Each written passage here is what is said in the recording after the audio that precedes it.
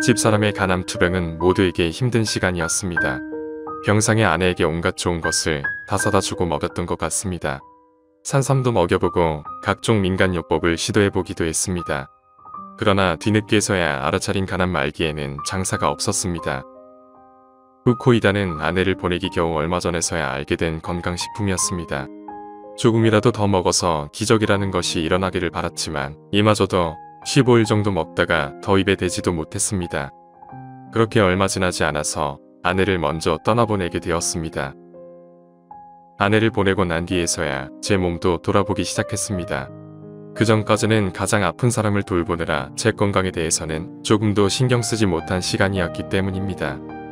피검사에서 지방간이 발견되고 간 수치가 당장 치료를 해야 할 정도에 이르러 있었습니다. 고지혈증에 몸 군데군데에서 통증까지 느끼면서 그제야 이제는 내가 정상적인 몸 컨디션이 아니구나 싶었습니다.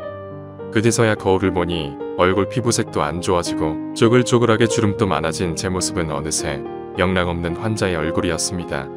환자를 슬픔 속에 보내고 또 한 명의 환자를 마주하는 것 같았습니다. 그전에도 간 건강이 썩 좋았던 편이 아니라서 이것저것 많이 구매해서 먹다 보니 사실 건강식품에 대해선 그럭저럭 잘 알고 있었습니다.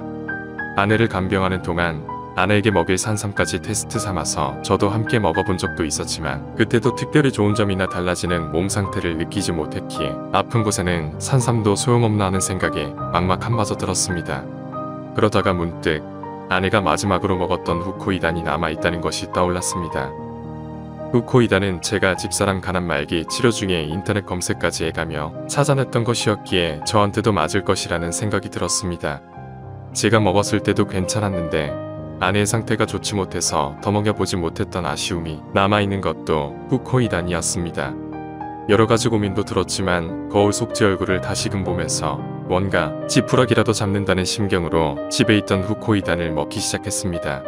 그렇게 후코이단을 처음 먹었던 것이 2018년. 처음부터 완전한 확신은 없었던 터라 한 달에 한두 번씩 소량으로 구매하면서 먹는 양을 점차 늘려갔습니다. 뭔가 몸이 좋아진다는 느낌이 들어서 구매하는 횟수도 점점 늘어나게 되었습니다.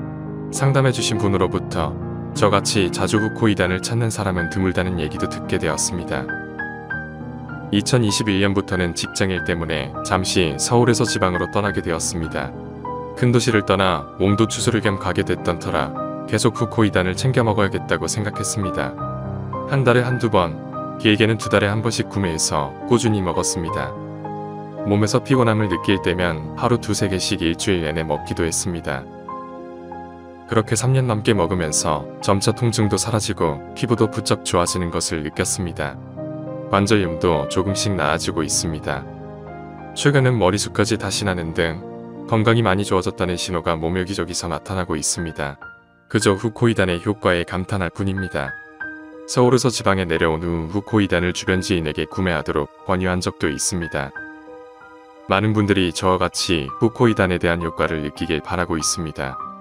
병으로 고생했던 아내가 조금 더 일찍 후코이단을 알았더라면 좋았으리라는 아쉬움이 마음 한켠에 남습니다.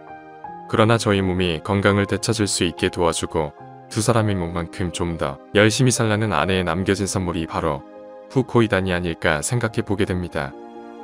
이 선물과 같은 후코이단에 감사하며 오늘도 더 열심히 살아가고자 합니다.